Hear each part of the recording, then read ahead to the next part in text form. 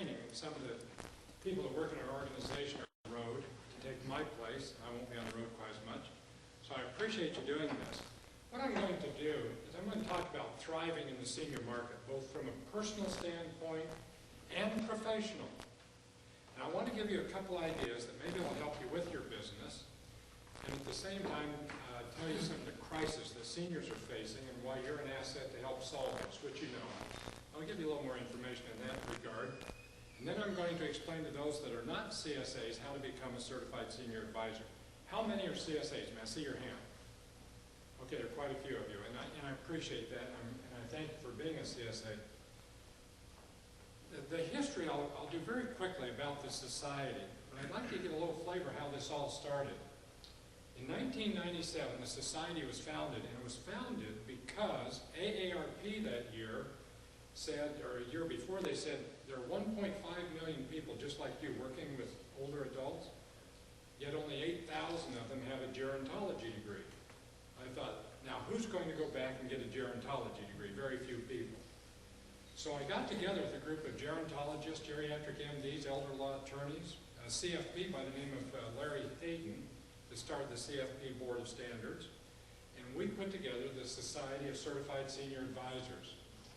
And since that time, we have become the world's largest professional membership organization, educating people how to work with older adults.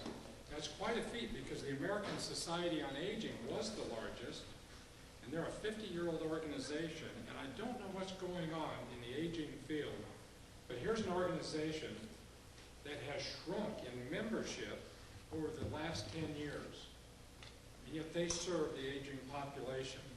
At the same time, we have grown saying there really is a need. Everybody said, I need a full day to teach my part. I need 3 days to teach my part. I can't do that. We need to consolidate this information so it's easy to understand, and it's information that you can use immediately, and it's only information that affects a majority of the seniors. And it's information also that a majority of the people working with seniors can use. So what we do is consolidate what a gerontology program is and put together what I will show you in just a minute. The outcome of all that is a text today that looks like this, and I'll show this to you again. I'll leave this so you can look at it. And this covers all the issues that one really needs to know about working with older adults, and it becomes a great resource. I want to talk about the challenges and the crises, as some people say, that seniors face. And the challenges are really the word that you're working with in this group, because I know what you do and how you do that. The first challenge and crisis that seniors are facing is a decreasing birth rate. In the United States, as well as throughout the whole world, the younger population, babies being born, is decreasing as a percent of the population. At the same time that's happening, people are living longer. So watch my hands for just a minute. How do you handle this? The older population is doing this, getting larger, and the younger population is coming in. Who's going to pay for this? The younger. Yeah, this little tiny bit, how are they going to do it? It's not going to work. That's why many of you have thought of yourselves as sales professionals, and I don't want to take that away. It's very important. You're the greatest asset in America to help solve this problem, and to explain to people, especially with what you're doing, the work that you're doing, because we know where the assets are, and we'll get into that in the financial part of it in just a moment. But before I go any further, I want you right now to think, how old is old? Now, I know what most of you think here that 62 is, because that's when people qualify to do a reverse mortgage. But think about this for a minute. How old is old? Because in the mind of people, it's totally different.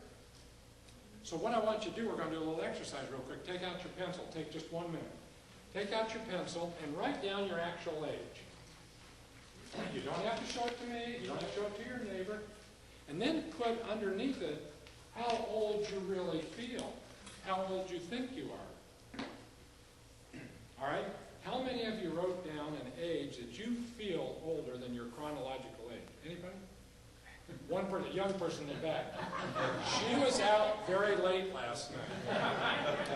No, it's the young people, see, that think that as we get older. How many of you thought maybe, oh, I'm 5, 10 years younger than my actual age? Anybody? Okay, look at the hand. How many of you thought older than 10, maybe 20 years younger? Look at the hands. Let me tell you why this is so important. As you work with older adults, think about this. And you go out and you say, now that you're 62, you can do a reverse mortgage. I'm not 62. They don't think that. And all of a sudden what you've done, you've built up a little roadblock there for them because they don't want to admit that part of it. So I'm going to tell you how to work into this conversation in just a moment with storytelling and how the brain works as we age to make it a little easier as you do work with older adults. So here we have this challenge, decreasing birth rate, people living longer, people thinking, though, that they're much younger than they really are. But look, here are the real numbers. By the year 2020, the over 50 population will grow 74% in the United States, while the under 50 population will grow 1%. That's how much. Now, you may want to write that down because it's in the handouts that you have. That's something that you can tell people. Those of you that are doing more than just working with reverse mortgages, or you're doing more than working with older adults, you're working with some of the younger people, think about the message you can convey to this person that's only 50 years old or 45 or 55, that you're trying to get them to do some planning and to start planning for the future, for their retirement. Think about the big difference with that.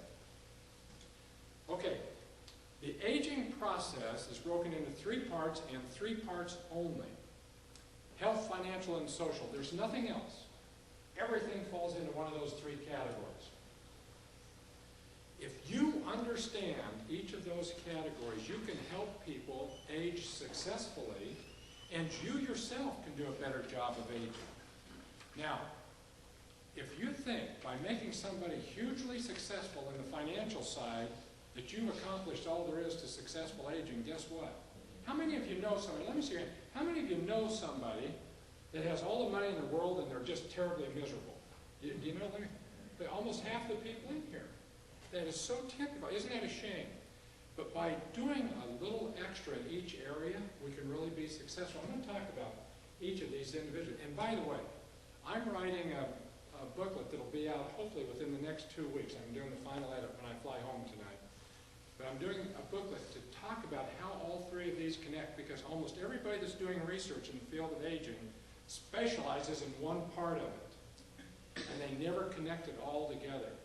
They talk about, well, if you're healthy, you've got to be successful. Well, if you're healthy and you're dead broke, you're not very successful.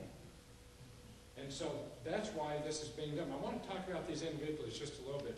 On the health side of it, things we don't always think about. Disease is really an old person's problem, as a rule. I appreciate children get disease, but the older we get, the more probability that disease will take effect. So what does that do? That affects where we're going to live. The housing becomes an issue. Could be assisted living. It could be that they have to use that money, that equity in their home that you're going to work with, that reverse mortgage that they do, so they can modify it and stay there. And you all know about those items, how important it is.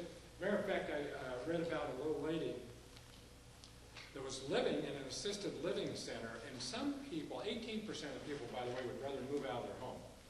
18, now it used to be only 4%. 25 years ago wanted to move out of their home. Now, because the facility's getting better, more people are willing and want to move in assisted living and other retirement communities. So, but there's still 82% that want to stay in their home. The little lady was in an assisted living center. The men every morning played cards. And so she thought she should go visit them. Now, this was their sanctuary. They stayed there in their own little area. And she walked in one morning while they were playing cards. She had her fist all curled up like this, and she walked in there and she said, "All right, you men, if any one of you can guess what's in my hand, you can spend the night with me." This little old man, he said, "I know, it's an elephant." "That's close enough."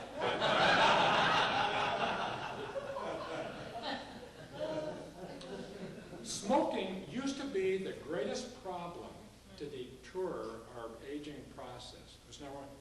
Today, it's obesity. Obesity now has passed smoking. You do not see really big older adults. I'm talking the centenarians. They just don't make it. And I don't have time to go into studies that are being done on caloric restriction, but trust me, there's so much value if we can cut back on the number of calories. They prove that it makes a big difference. And it's not just about longevity and living longer, it's the quality of life. And a better quality makes this health problem go away also. The people, see, I do seminars all the time for older adults also, and I always hear the same thing. You know, I don't want to live a long time. But when they really get into it, what they're really saying is they don't want to get old. See, most of us want to live a long time, but we don't want to get old because we associate with old the disabilities. We take care of ourselves, we have less possibilities of that. So that's why, again, the health ties in with all this. If you look at the financial side, Sarah Canals died a few years ago at 119. She lived in Allentown, Pennsylvania. She was the oldest person in the world when she passed away. Now think about this. Up until the last 2 weeks of her life, Sarah was in that nursing home because she had macular degeneration. Her eyesight was bad. She had a hearing problem, but she could hear. So her daughter would come read to her every day, and they would discuss what they'd read right up until the last 2 weeks. And they'd have chocolate chip cookies. Think how long she might have lived if she wasn't eating those chocolate chip cookies. Here she is, at 119, her daughter was 97. Sarah had been on Social Security for 53 years. Her daughter for 35 years, a grandson for 15 years. All at the same time, taking more out of Social Security each year than they'd contributed cumulative in their lifetime. Now this will lead to the financial side of what's happening.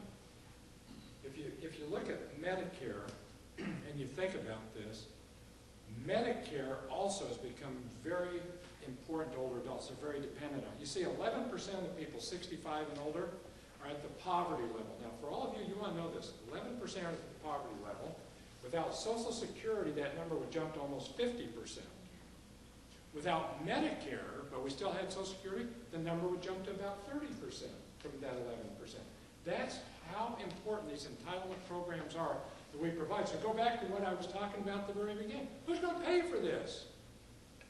And if people are going to live longer, the average person lives 7 years longer than their oldest parent. So all of you can calculate that real quick. Don't panic if your parents died at a young age, but you might want to go get a checkup.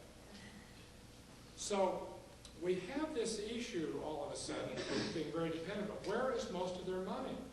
You know where it is. Where's their equity? Where do they have the assets, the resources? It's in their homes. And that's what you're all about when you talk about the reverse mortgage. Lady in New York owned a little, they call them condos, but owned a little condo in New York, wanted to stay there, was on Social Security, and in order to stay there, so that she didn't have to move out, she was on Social Security, had a little retirement, she started making these little tiny soft pretzels and would go down the street. Every morning she was selling those, and a young man dressed to the hilt would walk by, throw a quarter in, go right on. Never took a pretzel. Came by one morning, threw the quarter in, walked away, and the lady said, young man, come back. He said, I know. You want to know, why do I put a quarter in here every day and I never take a pretzel? She said, no, that's not it at all. I just want to tell you the price has gone up to 50 cents.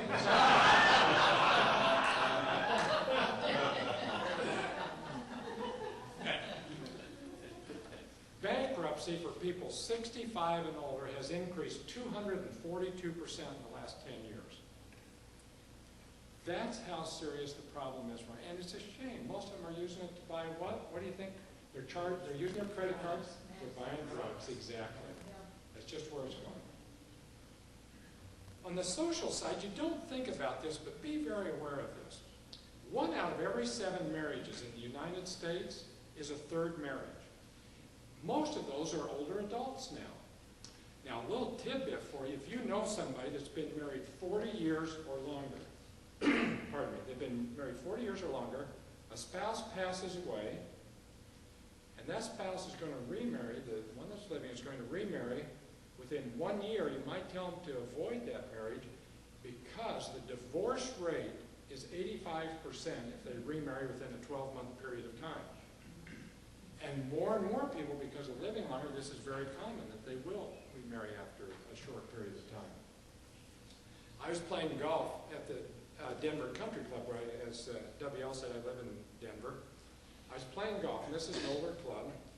I was playing with three members I'd never met. And after a few holes, I started talking to them because they were all about 80 years old. They were good golfers and excellent health. And we were playing, and I started talking. Two of the men had been married and divorced twice and remarried a third time. The other man had lost his wife to cancer, and he was remarried for a second time. Men don't do well living alone, and this is a natural thing that we get remarried. We're wimps, so we need to do this. But it was interesting. They asked me, and this was 4 years ago, and they said, Ed, are you married? One of the men asked, and I said, yes, I am. I was at that time. And immediately when I said, well, how long have you been married? Like that was a big deal. I said, well, I've been married 35 years. He said, well, to the same woman.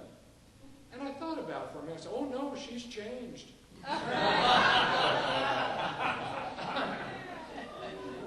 Another social issue, isolation. The highest suicide rate in the United States are males aged 75 and older.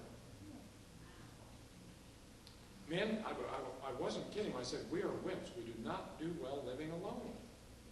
And whether it's this nurturing that the female has versus the male, but we don't do well. So, and the women do outlive us, so we've got a lot more odds that we can remarry, but it's a problem.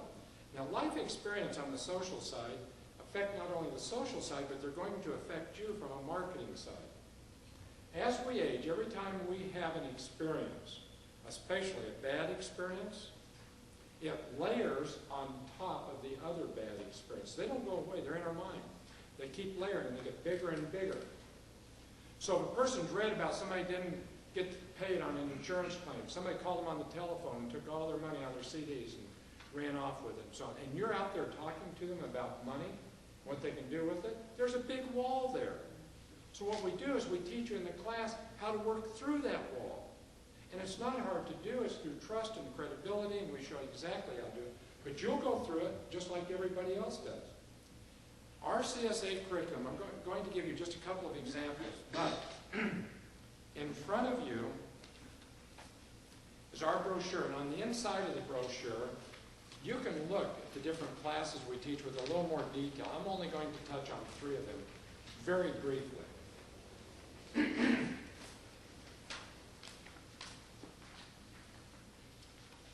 Alzheimer's and dementia. I told you we work on the issues that affect the majority of the seniors, and any of you that know, Alzheimer's doesn't affect a majority of seniors. Here's what it does affect. The fastest growing segment of the U.S. population is age 85 and older. 47% of those people have Alzheimer's. Now, if people are going to live longer and longer, you've got a 50% chance. This is a problem. But the greatest problem is this. The caregivers, the ones that have to take care of them, it's affecting 3, 4 people, 5 people. Again, think about the business and why you're here today. How are you going to pay for this? Who really is going to take care of them? Is it going to be professional, or is it going to be the siblings? Are they going to be the ones doing this? 3 caregivers for each Alzheimer's patient. And people confuse what's Alzheimer's, what's dementia. They don't understand the difference. Again, we want you to understand. And when you recognize this, you've got to talk to somebody, you need to protect yourself. And so we cover that in the class so you understand you don't make a mistake and try to do business with somebody you shouldn't be doing business with without the proper things taking place so you stay out of trouble. Marketing to seniors. We have 2 sections on that, and I'll cover something here that will be of value to you, I believe, in the marketing side. But we have 2 sections. One, the general picture of marketing to seniors. The second, specifically, how you use the CSA designation to better yourself and to market to older adults, and how that can be used to increase your business and to get referrals. Now, I want to go into principles of aging for just a minute, because this is the physiology. This is the one that really affects us in our thinking about the aging process. First thing, the left side of the brain is the side that computes the technical, the analytical. And as we age, this side of the brain slows down. It's like the computer that gets too much information on it, and it slows down. If any of you have experienced that, too many people on the network, there's too much in the brain right here, and it slows down. Now, what are you doing when you go out to talk to somebody? Think about this. Hey, this is really great. You're 62 years old. You can take out this mortgage. It's 3.5% for the first 9 months guaranteed, and it can increase. 1.5%, but never in your family won't have to pay it back, and it's 17 years, and it does this and that, and they're like this. What are you talking about? See, they haven't got it. Instead, what you want to do, you want to focus and sell to the right side of the brain, because that is the side that works with emotion, senses, and experience. And the way you do that, this side opens up more, it's more receptive, and it filters what's going over to this left side. And you do that through storytelling. So here's an example, and I'm making this up as we go. Mrs. Smith, you've got $180,000 equity in your home, and I know you've told me that things are pretty tight. You want to do some things with the grandchildren. I want to tell you, Miss Smith, about Mrs. Johnson. She did one of these programs, the reverse mortgage, and what she told me, that the income that she's getting because of what she got from that reverse mortgage, the income that she has now, every month she is taking her 2 grandchildren on a field trip. One month it's the zoo, the next month it's the museum, and she is having the time of her life. Said it was the best time, and she didn't even know if she had the resources or the capability of doing that. Is that what you'd like to do? See, that they can relate to. The numbers you'll get into, but you don't have to spend it. Now we pay the bill, and that's really all they're interested in. What's this really going to do? And what's that story that you can relate that's a factual story that they can appreciate? Now, more on the principles of aging and the physiology of aging, besides the brain, we have other things that change as we age, don't we? The tongue. You never think about this being a big deal, would you? Well, on our tongue, we have 245 taste buds on each one of the little papillae on our tongue. You have about 9,000 papillae on your tongue. And you have all these taste buds. Look at that. At age 30, we have 245, but look, at age 80, we only have 88. The reason I'm telling you this, we build prejudice against older adults. Unintentional, but we build prejudice because we don't understand what's going on. My father, at 75, was putting a lot of salt on his food, a lot of sugar in his coffee. I see some of you smiling. You've seen this. At age 90, for Dad, it was 1/2 sugar, 1/2 coffee. I said, Dad, you're going to kill yourself doing that. He said, I'm worried about that at my age. That would do it. But here I was building a prejudice and trying to tell him what to do. And it was just a function of what was going on in the physiology that we all go through. Now, our smell decreases as we age also. I lived in a high-rise building. I'd get in the elevator often, a lot of older adults. And I would think sometimes that the women had put 1/2 of the perfume bottle on it. The men had 1/2 of the cologne bottle on it. Why? Because they keep putting it on until they can smell that. For you, a good message is for that family member or friend, if they have an odor, they probably can't smell it on their body. Tell them. Wouldn't you want them to tell you?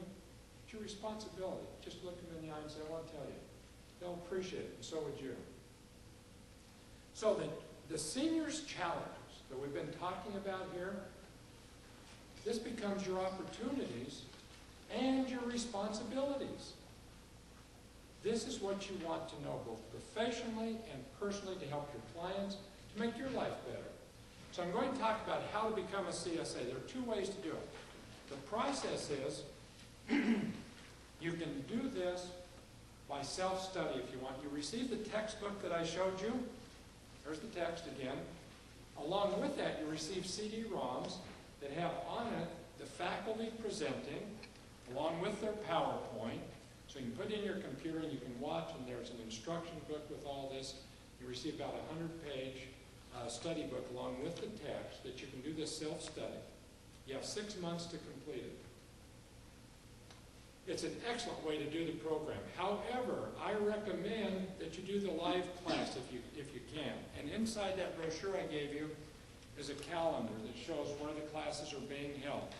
It may be close to you. You may want to go to one where you have family or friends. Well, let me explain how the class works. It begins on a Wednesday morning at about 7:45.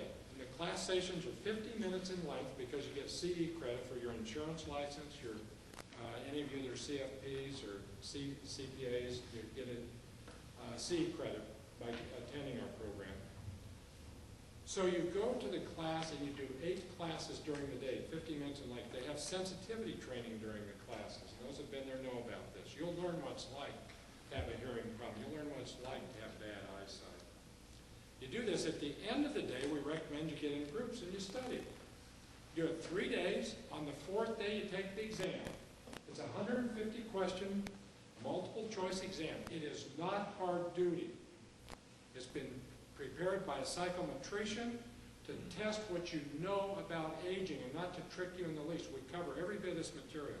We have almost a 90% passing ratio, whether you do the class or the correspondence. If you do the self-study, when you do that, you take the exam online and you have somebody monitoring that's a disinterested third party to monitor the exam.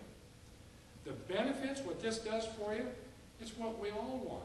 We want to deal with somebody that we can trust. We want to deal with somebody that has credibility. That's the Certified Senior Advisor. That's one of the classes we teach is how to convey that to. Imagine this little brochure that is here at your table. That you can hand that to somebody and say, look, this is what I've done so I can do a better job for you. This talks about the class that you've gone through. And this talks about all the classes that you took and that you learned. And tells them why they should work with a Certified Senior Advisor. Our members order $50,000 a month of those. They have them personalized, and you give those out to your clients and to your prospects. We want you to be a huge success also. So we're going to help you. We have a lot of programs, by the way, from seminar programs that you can use that we create. They're very inexpensive. You can go do them to service clubs, and they're all put together, and we have everything to help a person really build their business rapidly, and also to build a lot of referrals. We have an independent board of standards. This has become very important to our CSAs because the CSA Board of Standards enforces our 12-page Code of Professional Responsibility. You sign that as a CSA. You say, I'm going to treat people fairly. If a person violates that, they lose the designation. We took 7 designations away last year. We don't like to do that. But we are going to protect the integrity of that designation. We're going to let seniors know that we're serious, that they work with a Certified Senior Advisor, they're going to get treated right. You're listed automatically on our website, so a senior can go in, put in their zip code, up will come the names of the CSAs in that area, if you're in that area. If you have a website, they'll click on that and go right to your website. How many of you have a website, by the way? It's part of marketing. A few of you raised your hand. Okay. Those of you that didn't raise your hand, just from a marketing standpoint, I wouldn't rush out to do anything to get a website, but I try to have one by Tuesday afternoon. It's that important. I want to tell you, seniors are the fastest group going on the internet and starting to use it. And it's the ones that you're working with that are going to go there for information. All you have to put on there is your name, your contact information, a little bio about yourself. If you're a Certified Senior Advisor, you can put this on there. And then you put on your business card, here's my website. If they go to here, they click on it, they can go to it. The fastest growing segment of people going on the internet are 65 and older as a percentage. And so they're going to check you out a lot if you have that on there, and they're going to say, oh, this person is current. They know what's going on.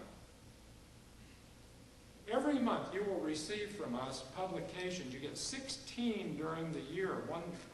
Each quarter you get an extra one. I have the publications here, and I'm not going to go through each one other than to tell you, these publications you can have personalized and send to your clients. This is an 8-page, 4-color newsletter, Senior Spirit. It talks about famous people that turned 65. It always has a story about a centenarian, somebody that's 100 years old. And we have members that send these every single month to clients and to prospects. We have members that send the journal to waiting rooms at doctors' offices and at hospitals with their name up there and a little ad inside. So again, we do a lot to promote you, but we also are giving you information that is consolidated from all the sources. We get, believe it or not, in our office, we get over 25 aging newsletters every single month that our people read and take information from that to go in here. Plus, we have all the hard copy of the Gerontological Society of America. We're going to keep you right on the cutting edge. You'll never be embarrassed. So you receive all this information that you can pass on. Here are the results. 4 out of 5 report a substantial increase in their business after becoming a Certified Senior Advisor. 4 out of 5. I mean it's somewhat a no-brainer.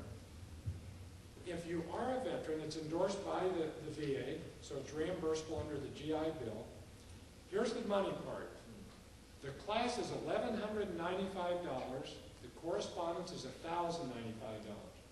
If you sign up today, and the application is right in the back, if you sign up today, you'll take $200 off of that price, be it the class or the correspondence. There's an annual license fee to keep the designation of $195 a year. And you also have to fill out a little form that you've had no legal or compliance problems during the past year. That money goes to our Board of Standards, also keeps these journals and this information coming to you. That's how a person stays as a certified senior advisor. If you want, you can finance this, and take just a minute to look at this. The live class, if you finance that, you put $250 down, and it's 4 payments of $194 each. They're 30 days apart. Do the correspondence, $250 down, $169 payment. If you do the correspondence and later you want to do the class, we have a system where you can pay the difference in class.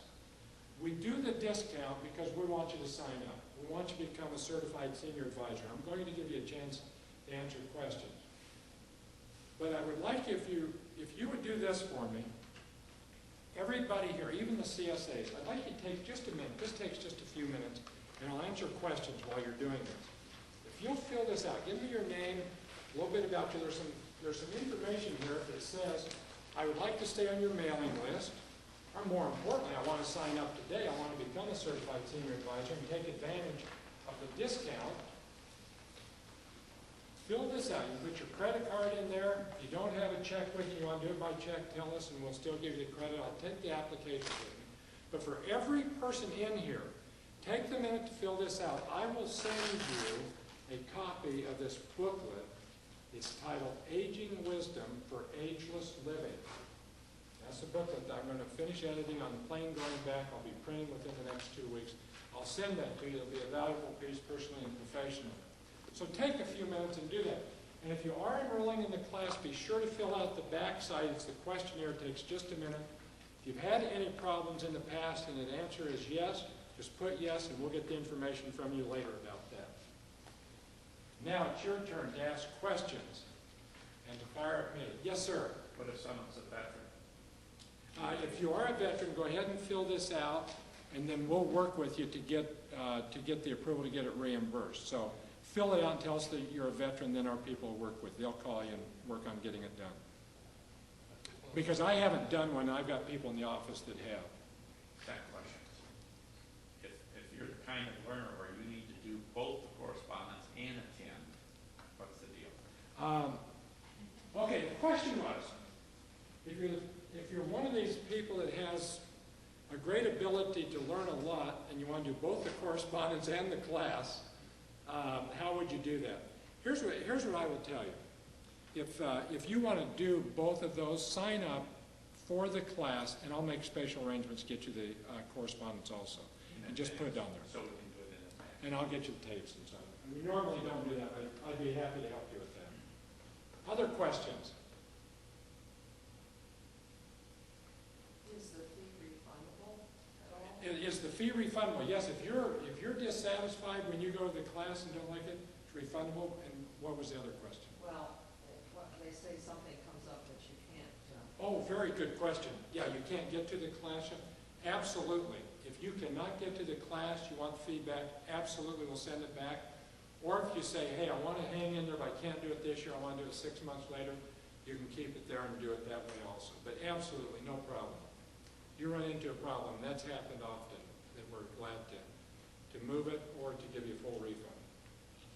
Other questions? Yes, sir? If if the class is going to be held at a city away from you, yes, you have to be staying in a hotel. Does your organization get you rates at nearby hotels? Yeah, the question is, do we get rates at the hotel? The answer is, we do, but I'll tell you, usually you can get a little better deal at a hotel somewhere right by, because normally we're staying at what I would call an A-minus hotel, or and the rooms are 100 plus, but it seems like there's always a $60 room right next door across the street. And I'd say half our members take advantage of that. The other thing is, think about where you have family. You know, it's over 35% of the attendees at our class, and the classes are normally about 100 students. Sometimes they're a little bigger. Some of you went to class here around, I think they're around 200 probably. But a lot of the people will go where they have family and stay with their family and visit them and do the class at the same time. Also, we're doing class in Las Vegas, if that's appealing to you, and we have a class in Atlantic City.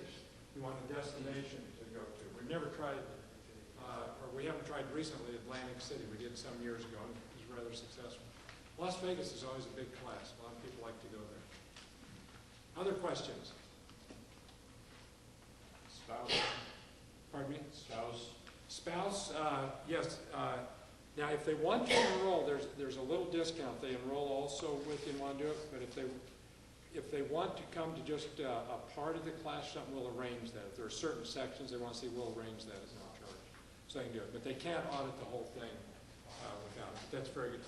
And we do get quite a few spouses. Interestingly enough, a lot want to come here to the section on Alzheimer's dementia because they have a family member. They want to see what they can learn about that.